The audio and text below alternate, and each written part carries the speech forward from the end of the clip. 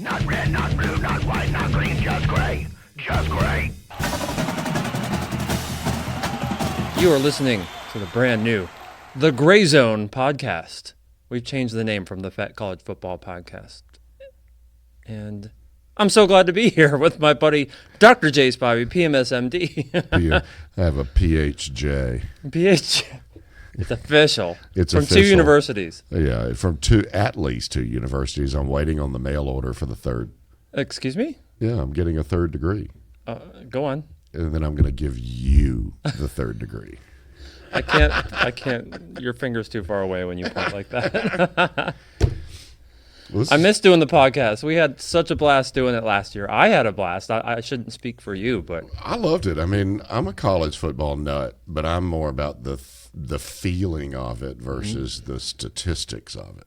So to me, from a feeling standpoint, I love it all. Yeah. And wait a second. Are you suggesting that I come from a statistics standpoint? Well, no, you know the middle name of the safety from Wofford for I some don't reason. yet, but I will soon. Very soon. And so I'm not that guy. So I'm going to say, well, I feel this way about the safety. I don't know his middle name. So, you know, to me, it's kind of a gut feeling, and often my gut is wrong, but yet it's still fun to talk about. Your gut's often right, too. Often, sometimes. You did great in the college football pick'em last year. Yeah, I did fairly well. I died out at the end of the season, but I'm so excited about 2019 because I'm taking a Grey Thompson approach to Clemson University football. Go on. I want to hear this. We're going to win every game, and we're going to beat the hell out of Now everybody. you're talking, buddy. And Go I'm Tigers. tired of all this, you know, my long decades belief that Clemson somehow just this is unusual in Disneyland. No, we're going to win every game by a lot. So I'm happy this year. Yeah. And then because I adopted your attitude about Clemson, I'm just setting myself up for a huge disappointment sometime during the year. Well, you know my rule number 1 about college football, right? Well, you can't let 11 teenagers, determine your day. What is that? That happens every morning. It's weird. It's a long story. But no, every team loses football games, right? That's right. Everybody loses. That's Sooner rule or number later. 1. Sooner or Never later. forget. It has not stopped anybody else from winning the championship in the playoff era. That's true. Before Clemson finally being the first one to do it undefeated, right? 15-0. 15-0. We were there for the first game against Furman in scorching heat to capture Trevor Lawrence's first touchdown pass, Justin Ross's first touchdown pass. Now those guys are household names everywhere. We haven't even seen their ceilings. It's not crazy to suggest 45-0 for Trevor Lawrence before he leaves Clemson. God, wouldn't that be? I mean, has there been anybody that's done that? No, certainly not. Oh, Certainly absolutely not. Not even close. No. So it could be one of those rare little things. Alabama went, how many seasons? So they were undefeated in leading up to that 1992 championship, which seems like ages ago. Literally, to me, that's a different era of the sport. That's also a different format. That was BCS, but still. I can't remember how many it was. Was it 28 in a row they won? Right. Look, make no mistake. Clemson is almost certainly going to be 28-0 going into the Heisman race in November. That's going to be a talking point, as it should. Yeah. Right? And that's good stuff. But no, 45-0, yeah, it's a tall order, but Trevor Lawrence it's hard not to suggest he's that transcendent. He's literally elite. He does not need to play college football at all, but I'm glad he's here. Football's changed because everybody's bigger, faster, stronger over the last 30, 50 years. Exactly right. But when I finally got to shake hands with and meet Trevor Lawrence back in May, when he was walking into the stadium complex, walking towards me, he looked 7 feet tall. Well, that's not a stretch. That's only 6 inches taller than he is. Sure. You know, his shoulders were broader than any swimmer's shoulders I've seen. He does look like a swimmer. That's his a good comparison. hands were huge. I mean, and the long hair. And honestly, he may be the best looking man I've ever seen. It's okay to say that. And I mean, I admire him. I mean, he was calm, relaxed, let us get a picture, and I'm sure he gets asked that all the time. But at that moment, I finally became kind of starstruck with a college football player for the first time in my life. Really? For the first time? Are you kidding me? I've never been starstruck by anybody. And there's something about his presence and his calmness. Wow. and his height that I just thought. And plus, I've been saying all along, long hair is coming back, and that's why mine's long. And is that why? It's nice to know that Trevor Lawrence is following in my footsteps of bringing long hair back as a fashion statement. I wish more people would follow in more of your footsteps. It's not so close. The hair, the hair is a big thing. I think with that hair, how could he go wrong? I mean, among other things. Yeah. But what do you think? I mean, we've gone through. No. I want my turn to talk about Trevor Lawrence too, because my folks' dad in particular, he visited the statue of David and spoke about how, gosh, it's absolutely, you've seen it, but to see it in person, it's magnificent. And I'm like, you know what? If Trevor Lawrence made that pose, I bet parts of him would be a little bit bigger, but still. I think that would look like, oh yeah, that's the kind of guy that you can hang your hat on for the entire human race for several centuries, right? He just looks like a specimen, the kind of guy who would be successful in any sport wherever he was born. If he was born in Europe, he's not playing football. Do you know what I'm saying? He's playing soccer. Right. And he's probably, the perfect goalie in soccer. He wouldn't be a goalie. No, 6'6", long arms like that, fast, quick. Yeah, but that's my point. He's so athletic. You don't make him a goaltender. No way. Well, there's going to be one thing he does this year that I predict is going to be the shocking little moment. And I don't know what game. Who cares? Doesn't matter. But he is going to take off running, and people are finally going to see this guy is fast as lightning. Finally. But we haven't seen him do the 50, 60-yard run by himself, and we're going to see it this year. It's sort of been deliberate, though, and to be honest, I think that needs to be more deliberate. You got to take him away from situations where he can get hit. He got knocked out against Syracuse. Why, Jay? Because it was a sack? Yeah, no, because he was running and he was diving for an extra yard or two. He's committed. You're going to see him take off in one game this year, and people are going to be amazed at how fast a 6'6" guy can run. And that it's going to be one of those little moments where you're like, holy cow, that was spooky. Kind of scary. Like, I've never seen a big man move like that. And I think that's going to be the little moment during the season, if he has a good year, where sports writers around the world are going to go, wow, he's truly unique. He's different than everybody else. What is that? Do you hear that? Yeah. Is that the ghost of Trevor Lawrence? I wish. Trevor, are you here? Are you with us? Yeah. Yes, Gray, and I wish you success. That's weird. You're not dead, are you? I'm not, but I'm very powerful. That's so funny. We have ghosts in the studio. But you did an interview with Hunter Renfrow last year, and so you brought up Trevor Lawrence's speed, and all I could think of was that first play from scrimmage against Pitt last year, where he took off and he was running faster than ETN and caught up to him before the end zone and was there to make a block. But you did the interview with Hunter Renfrow, you weren't starstruck. I don't think he's that kind of guy either. But that was immediately following the Pitt loss the season before, and I forgot that. Yeah. Because the interview was great. Hunter's terrific. He was such a nice gentleman, and he's so knowledgeable about everything and the culture of football and plays. And Hunter's one of those guys that's going to be coaching one day, and whether it's in college or pros or whatever, he's destined to be that man. He could be the next Dabo Swinney, which would be nice. It'd be nice. It'd be a surprise. So we're all tired of the summer. We're all tired of, watching spring games and practices and all that kind of junk. I've never wanted anything to die more than this offseason. Frankly, it's been more toxic and atrocious, and I'm not going to talk too long about it except that I'm glad it's over. Yeah. I'm kind of not sure how much to talk about it at all, to be honest, but the offseason does this to everybody, every time, always. It seems to be more prolific around more successful teams. And more successful bands and more successful fill-in-the-blanks are going to get more heat, more media, more whatever. But, man, all I'm going to say is the future is bright for the sport. Yeah. The leaders are better examples of how to think, act, feel, and behave than we've seen universally and consistently in a long time in this sport. Baker Mayfield may have been an outlier. I kind of like the guy, and he's got attitude, and he didn't do everything great. I'm not saying I wouldn't have voted for him, but it sounds like the Heisman race is going to come down to several guys none of whom have those kind of personality problems and discipline problems. Yeah, and I think, too, you're going to run into that. There's always one or two or three players during the season that nobody was really talking about, or they weren't on the top of anybody's list, and they just have an outstanding season. And it's college football, and some running back's going to have, some exorbitant number of yards midway through the season. You're going to go, God, we got to start watching him.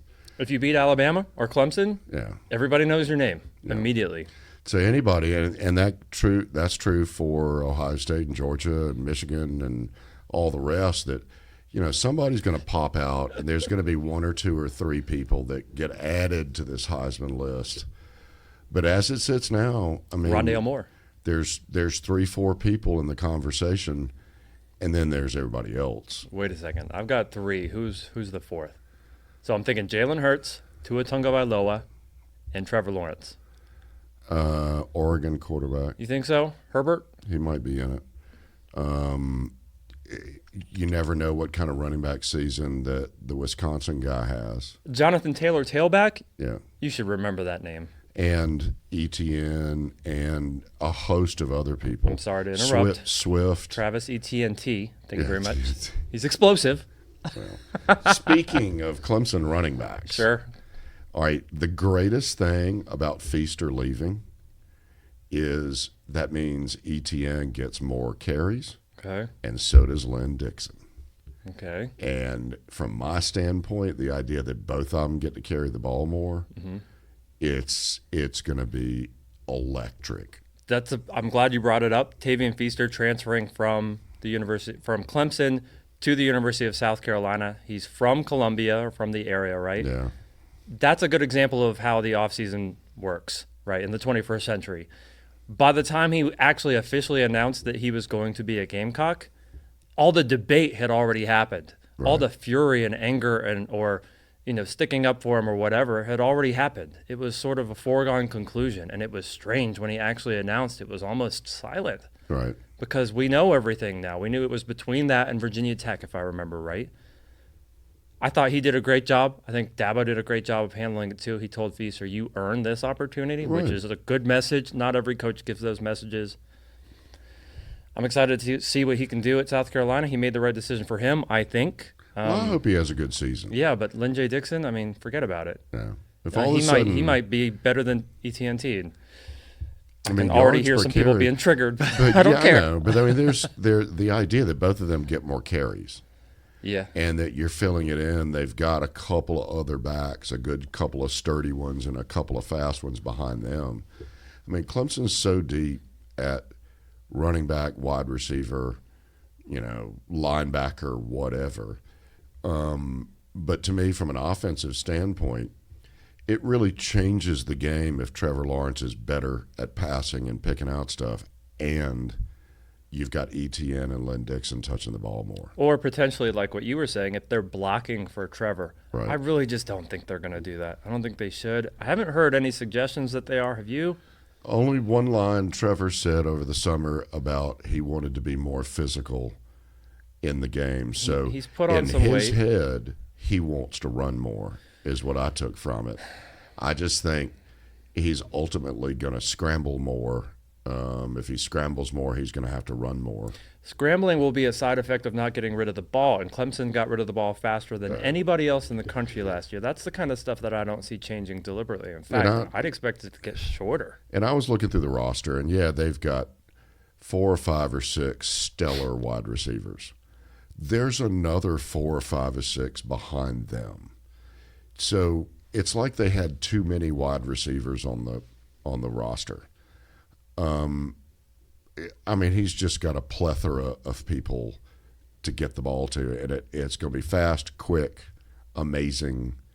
I mean, I think the offense is going to blow away all their offensive records from the last couple of years. I think it's really going to – and that'll help give the defense time, and the defense is the big subject, what's going to happen. Yeah, and I don't mean to sound disingenuous about this, but the schedule does give that defense time to grow, right?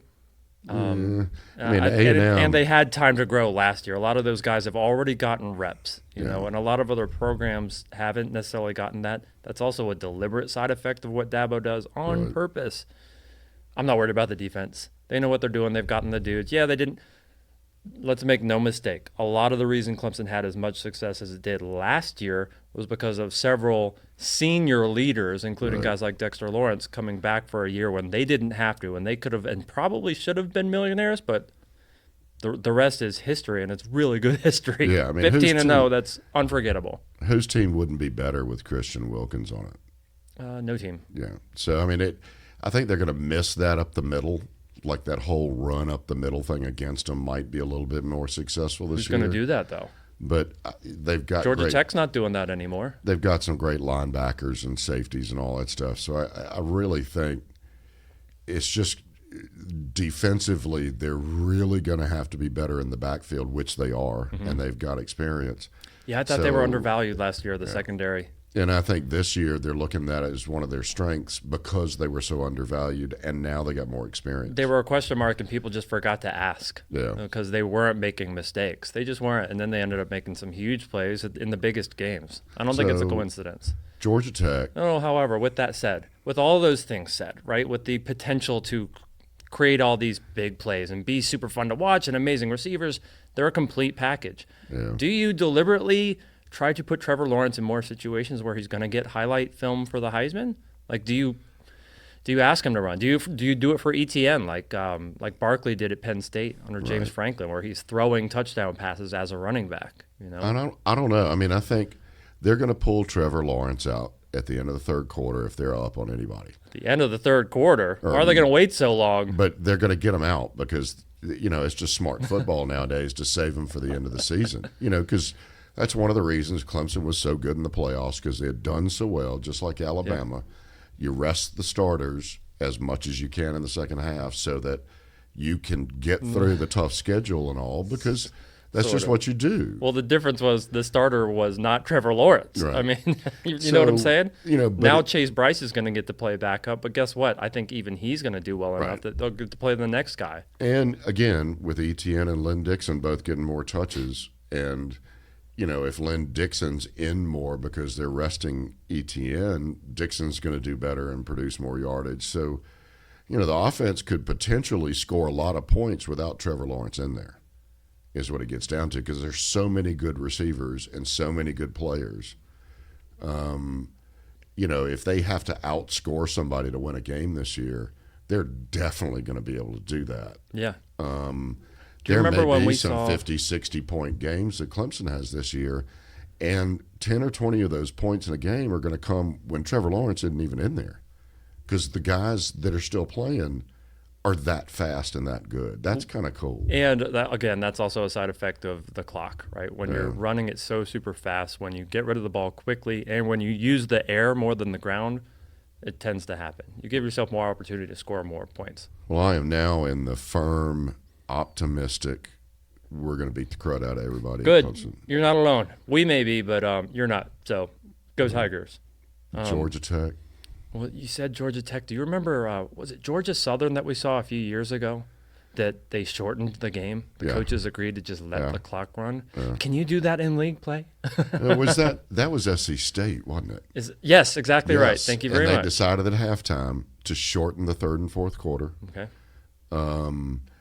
I think Georgia Tech is going to, because their offensive line has been recruited to run the triple option like crazy. The whole program has. That they're really going to struggle, offensively.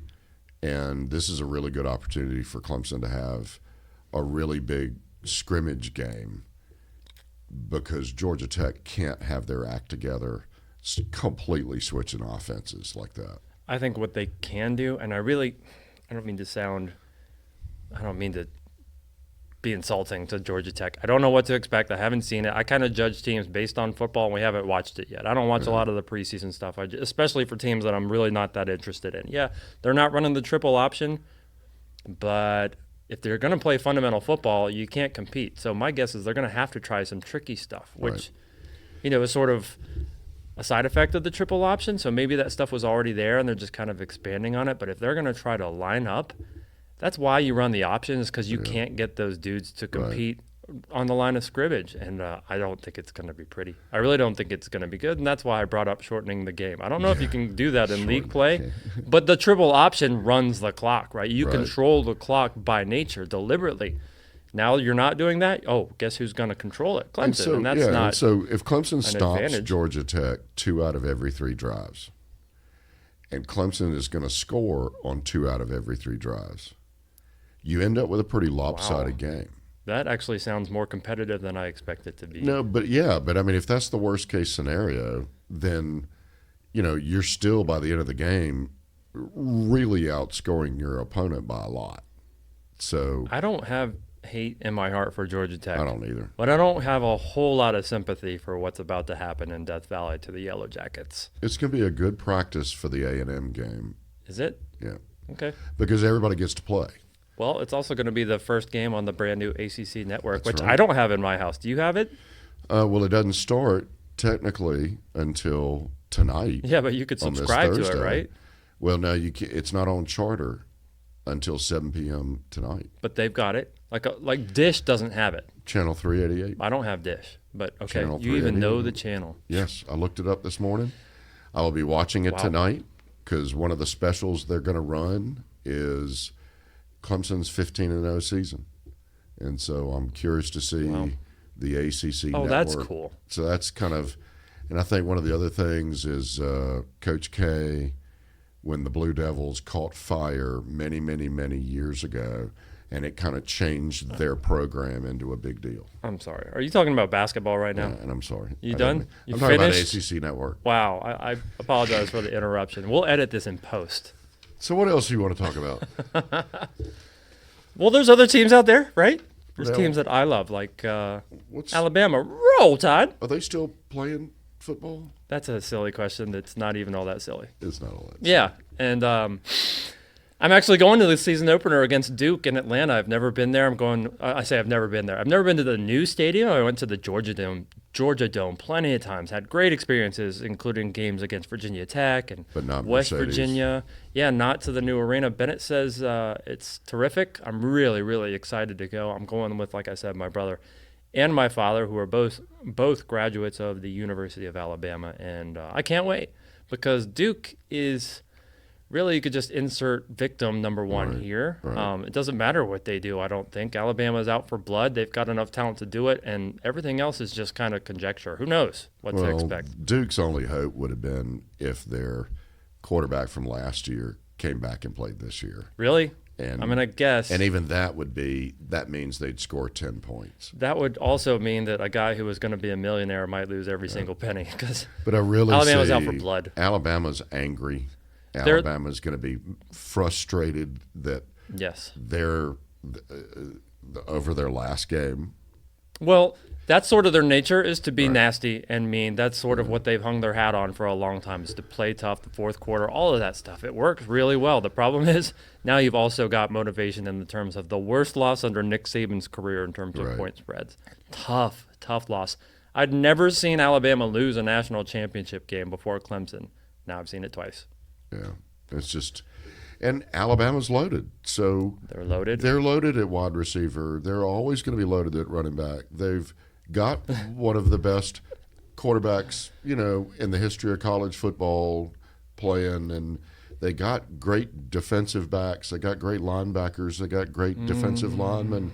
They're having to replace people just like Clemson is, but it's still Alabama, and they're still, the best athletes on the field on any given day are going to be Alabama. How many guys did they replace on defense last year? God, I don't know. Just take a guess. There's only 11 total. 4, Double it, 8. 8. That's a lot of starters. Yeah. Anybody else who I see keeping 8 starters, like Syracuse, I go, I expect them to be competitive. Experience matters. I'm not trying to make excuses for them. I know that's a toxic word right now, too. But you definitely didn't see the best of what you could have gotten from a lot of their freshmen, because they had a lot of freshmen playing key positions, getting exploited against teams like Arkansas. You know what I mean? Right. I don't think I expect the same thing this year, but going undefeated in this league is going to be extremely tough. They've got all the tools to do it. I love Tua Tagovailoa. Yeah. Good grief, Jay. You'd think I'd get his name right. Tua. Let's just call him Tua. Tua. He's terrific. Well, they've Great got- representative. I love his arm. Alabama's never had a quarterback like him. Yeah. He's fragile. That's what makes me nervous. And he's a top draft pick for sure. So you got to protect that to some degree for sure. The only thing that concerns me, though, and you talk about him getting injured and stuff, I always worry when somebody has some kind of surgery, new or different or whatever, that's related to an ankle. Because it's one thing with a knee, and they can put a knee brace on it and all that, and you can tape up an ankle, and you can do a lot of stuff to it. I would argue an ankle's not as bad as a knee. But it just seemed like his ankle flared up a few times last year. And no, his ankle was the only problem at the end against Georgia, and then he had a surgery and wasn't 100% for the next 2 games. Exactly. So 3 games. Yeah. His ankle kept him from being 100%. Gotcha. Yeah, the 3 most important games. You're right. Right. So that's what I worry about. If he sprains his ankle, if he hurts the other ankle, does he become, now granted, I'm not trying to compare him to Joe Namath, but at some point, Joe Namath's knees got hurt and Joe Namath couldn't run. I mean, I'd hate to think, because I just hope Tua stays healthy. I do too, and we've seen it happen before. Marcus Lattimore, for example, what an excellent running back. Yeah. Both of his knees taken out against, that Tennessee one. I don't like Tennessee. Right. I hated that injury. Oh, it was so awful. And, he never really got to see his career flourish in the NFL. He still got drafted, or was he an undrafted free agent or something like that? Whatever. He got a job in the league and didn't really work out. But it's kind of dependent on Tua, because the next guy up is Mac Jones. I don't think he's elite. I don't think anybody would argue he's elite. Alabama's won championships without elite quarterbacks like Jake Coker, and Blake Sims was recruited as a running back. Greg McElroy before them, and obviously A.J. McCarron won too. Tua is special. You got to keep him healthy to compete in this league, because this year there is that kind of competition. And if you're looking ahead to the playoffs, you're talking teams like Clemson, Oklahoma, potentially Texas, potentially Ohio State or Michigan. None of those are rollovers. I don't expect any team in the playoff ever to be a rollover in spite of some of the scores we've seen, but Tua is that crucial. And I always felt better for Alabama when Jalen Hurts was there. I love Jalen Hurts. Because what a great guy. But if that's your backup or your starter, you're in decent shape if you've got Tua as the other person. Now that they don't have that, it's a little bit of a different game if that guy doesn't, because that backup's going to get a lot of playing time, against Duke, against New Mexico State, against Southern Miss, the Western Carolina. I mean, he's going to get some playing time during the year. And Alabama's first 2 games are kind of like preseason games in a way. I mean, they're going to be favored by 400 points and all that kind of stuff. So, if you're going to get that guy some work, and if Tua's having a good day, boy, Heisman or not, you need to rest Tua and make that other guy get out there and play some, because that's going to be key when it gets down to playoff time and bowl games, and you just never know. I mean, everybody can get hurt at any time. I'm with you. But I don't foresee Alabama being anything other than undefeated at the end of the season, unless some fluke, crazy, weird thing happens. And really, to me, the only thing on their schedule this year, granted LSU and Auburn are the goods. I'm sorry, granted? Okay, go on. But I just think, to be honest, I think A&M is going to sneak up on somebody this year. Sure. They're going to ruin somebody's season, most likely. Yeah, I would argue they have the toughest schedule in the country. I think that's legitimate, but I don't like to use the word best or number 1 or hardest outright. I think there are several that stand out. A&M's does too. Well, I think LSU is probably the hardest team on Alabama's schedule, and they've hired, Joe Brady. He's the new quarterbacks coach or quarterbacks coordinator or something like that at LSU. So they're deliberately trying to do what Clemson did in terms of shortening the length of play. So getting the ball out quickly, short passes, quick passes. Right. Every team seems to struggle with that when you execute well, but in particular, Alabama really struggled with it last year against everybody who tried to do it, including, it wasn't Arkansas State, but it was Arkansas. I'm trying to remember the FCS team that they played that gave them hell. It doesn't matter. Yeah, because it was like close at halftime, like tied or close to it, or who was that? Well, Citadel they were tied with at the half, but that's triple option, so that's not the same necessarily. You lose clock. That's kind of the opposite. But LSU and Auburn is going to have Gus Malzahn calling the plays. Yeah, that's his bread and butter. But since mixing it up on offense, getting the ball out quickly. We'll know everything about Auburn by the time they play Alabama, because it's the last game, and either that's going to be that he's done great calling the plays, or it's been a royal screw up and Auburn pulls another Auburn and either really disappoints or fails to rise to the occasion like you think they would.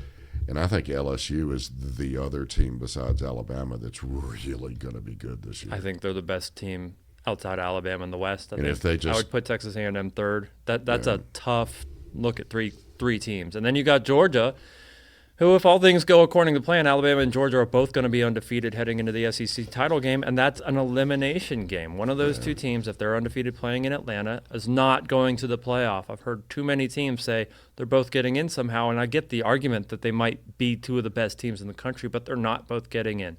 It's the only rule the committee has been explicit about is that they will not allow conference title rematches to happen in the playoff. The eye test, I get that people don't like it. I don't like it either, but it's been effective. They've done a good job making tough decisions, but you're not putting both teams from any conference title game in the playoff. And Georgia has a pretty extensive kind of preseason schedule of, Vanderbilt's Vanderbilt, but Murray State, Arkansas State. Do you remember Vanderbilt and Notre Dame last year? That game was great. I called that one. But the big game is defense, so nobody else cared. But Georgia playing Notre Dame, and I think they're just going to beat the P-Funk out of Notre Dame. Yeah. I think it's going to be ugly often.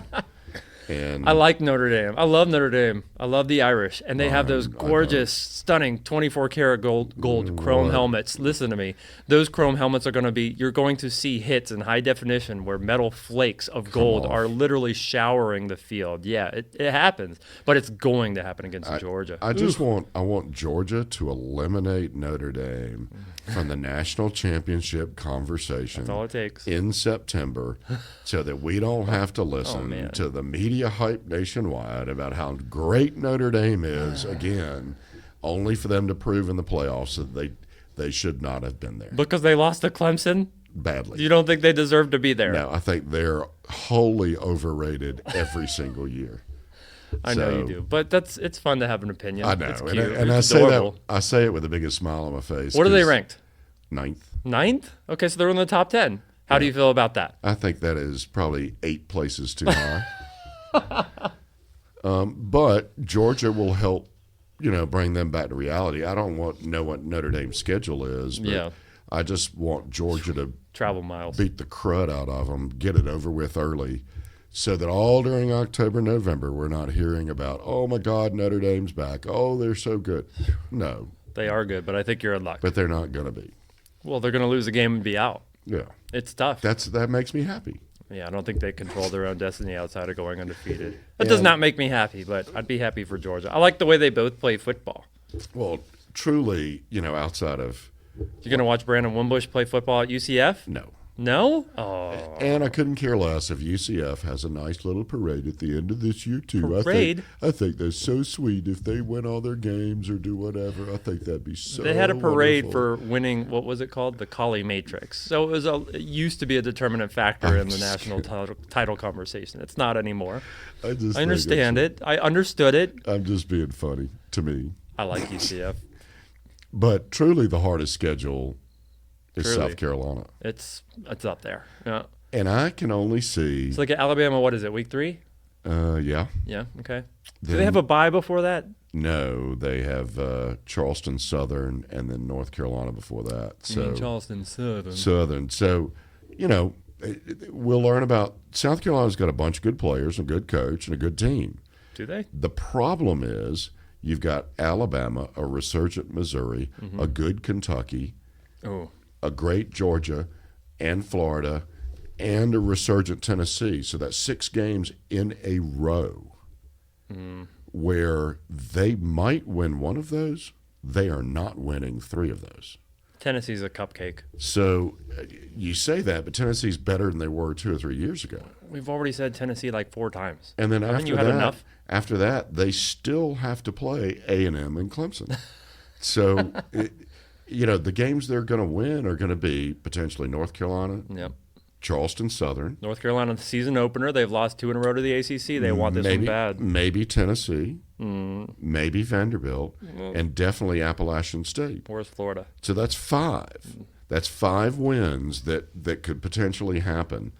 And then the other ones, they're going to have to beat a nationally ranked team, upset them to get to 6 wins. The last and that's just time, getting to 6. They're not going to upset 2 or 3 of those ranked teams that are left.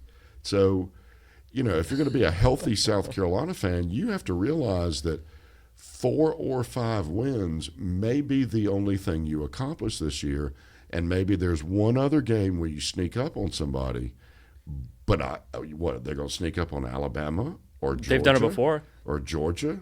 Yeah, but not in the modern era, not in the culture they're in today. Not today, I hear you. And they had some dudes. But they beat an undefeated Alabama, number 1 ranked, coming off of a championship season. That hasn't happened since, and they're about to do it again with 48 Clemson. years ago? I'm trying to think. That was 10 years ago. Oh, my God. No, it was more than that. No. It was 2010. Okay. Alabama won the title in 2009. But it's different cultures, everything. So okay. there's no way that's going to happen. If it does, then they're happy. But you're right. I don't expect any of that. In fact, it would be a real big surprise, right? If they beat Georgia, if they beat Clemson, if they beat Alabama, holy cow. But this is what I like your mindset here, because knowing you're only going to have 4, 5, maybe 6 wins likely, right? That you may not even make a bowl.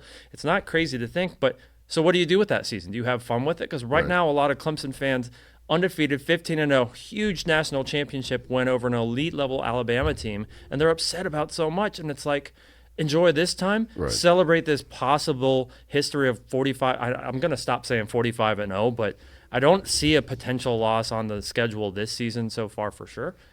Celebrate every single one. Try to have fun. I'd like to think South Carolina fans going in knowing that they can't compete or probably won't compete can also have fun with it. Right. Games are fun. The sport's fun. They need to enjoy themselves and realize that 6 or 7 wins this year is a success. Yeah, and I would say to Clemson fans out there to, think about that a little bit. Have some humility when talking to South Carolina fans and trash talking. Except that I know that's not going to work. I could say it all day long. Nobody's going to listen. What goes around that is a hateful around. Rivalry. Right. Hateful.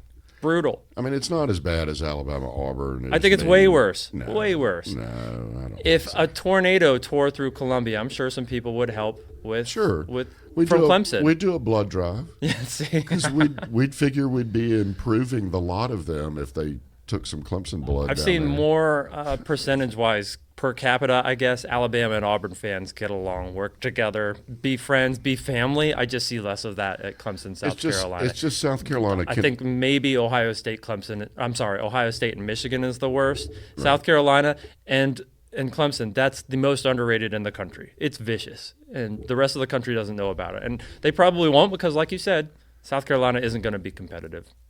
They may have some great games against some very talented teams. Let's put it this way. What if they do beat Clemson? Is that going to ruin Clemson's season? It could. It could, but I doubt it because it would have to be a lot of other things. A single loss against South Carolina would depend on other things. Yeah, they'd still win the ACC potentially. Okay, and if they won every other game by 60 points, they're still in. Yeah. Right. And South Carolina has something to hang their hat on with their 5th win and upset over Clemson. Same with A&M. It's not in conference, so they literally still control their destiny in the ACC. I think people are worried about that game. I think people are also worried about Syracuse. We'll talk about that game another time. But I'm not worried about any of these games, and I think it's fair to say that. So, with that said, enjoy every single moment. Celebrate it. Just be more aware that nobody really has it as good as Clemson right now. So when people try to talk trash, just smile. It's a lot more fun. This is the best possible opportunity to have fun with it. This is as good as it gets. It's the beginning of the best. So if you're going to be a sourpuss as a Clemson fan when you're at the top of the mountain, boy, you're prioritizing the wrong things. Because this ought to be, even if they lost a game or two this year, this is still rarefied ground that not everybody gets to walk on. Yeah. And I'm telling you, as a Clemson fan, I'm optimistic. I may get heartbroken this year, but I don't think I will. Really? Because Trevor won't return your calls? Well, no, I think they're going to embarrass a few really good teams. Heartbreaking would be an injury, right? Right. A loss I don't think would be necessarily as bad, but I think it would hurt. But an injury to a guy like Trevor, in all sincerity, an injury to anybody would be bad. I mean, nobody wants that, and it would hurt, but I don't think in spite of how good Chase Bryce is, I don't think Trevor Lawrence I think he's the only one you could really affect the team that way. Well, it would be tragic. I think, you're right. I think this could be a string of a season or 2 or 3 of undefeated. But special teams is still a problem, right? No, they got a kicker that's lighting it up. That's why I brought it spring. up. It's top to bottom. Just it's lighting everything. it up. If they can just get somebody, and they've got somebody that can punt really well, I mean, it could be a big turnaround special team season for Clemson, which has never historically been really all that good. Special teams stand out for making mistakes, kind of like linemen getting holding penalties. Nobody talks about them until they do something wrong. And with all the replacements they've had, even on offensive line, having to replace a few really good players, they've got like 4 seniors starting that have a tremendous amount of game experience. Yeah, that's true. That offense is going to just roll over people this year in a way that we only briefly saw last year at moments. I like the way you said roll. They're going to roll tide. Roll tide. I love seeing elite level competition. I don't know who else besides Alabama, Clemson, and I honestly, sincerely believe Georgia is in that conversation too. Don't forget, a few years ago they had the number one recruiting class with a bullet. 4 of the 5 number 1 rated guys are committed to Clemson, and the 5th guy is a super heavy lean. This 2020 class, really everybody is just trying to catch up, and there's not much hope. You're obviously going to start losing guys too. We've already seen that. Guys like Feaster, guys like Hunter Johnson, who loved Clemson, didn't want to leave, but you've got to make a decision. If you want to play, that's going to keep happening. But they could lose a whole bunch from the 2020 class, and it will be completely incidental. It just won't matter. So the future is not bright. Get your sunglasses out and double up and put on SPF 100 because it's toxic bright out there. Clemson's going to light it up. I see that kind of future as bright at places like Alabama and Georgia. I don't know where else. Ohio State maybe, but I don't see it certainly anywhere else. As long as it's not Notre Dame. I like Brian Kelly. I think he's done a good job, but Notre Dame is so tough to do that there. Yeah. And they, like I said, even if they were elite, they can't afford to lose a single game. And I tell you, all Clemson fans out there, in this season of South Carolina having the toughest schedule, when we get close to the holidays, prepare a box or a basket or a bag of goods and go support, a local Gamecock supporting family and, give them your blessings and try to help them out because this too shall pass, but it just won't pass this year. Oh, man. I'd like to actually – that's great advice, Jay. Very humble of you. I would like to actually encourage more of the South Carolina fans to just give up and become Clemson fans. It's so much fun, and we need more people who are having fun. I think you'd enjoy it. God, I'm going to get stabbed this week, aren't I? I don't dislike South Carolina like you do, in spite of the fact that I love Clemson. I say like you do. I know you don't, but a lot of people out there do. Oh, my God. I don't have hate in my heart for anybody. I had to develop a cartoon hate for Tennessee, but they brought it on themselves when they were kicking Alabama's butts when I was there. It was awful. That Peyton Manning just made life hard for... How can you not like Peyton Manning? Well, I'll tell you how. And he's directing the band after coming to town and just destroying your team and embarrassing everybody. He's up there acting like he has rhythm. He doesn't. I love you, Peyton. Call. Well, Please call me. Thank you for letting me. Can I say real quick, thank you again for doing the podcast with me this week and last year. I think I will never, ever, ever forget so many of the things we get to do, including Scotland, including all the downtown lives. But the podcast was a real transcendent thing for me I'll never forget capturing all that stuff at the first game at Clemson last year.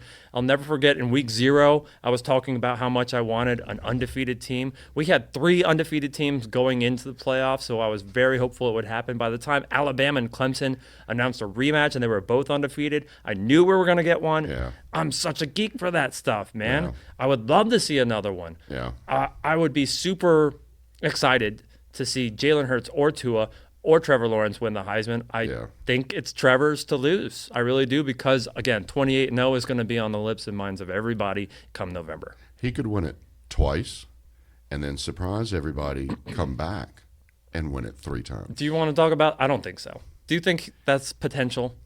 I think the only reason why he would come back for a senior year is injury. Something happened. He couldn't finish it out, but I think he doesn't even need that.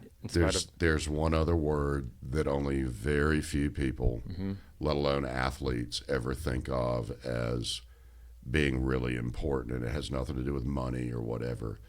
The word is history.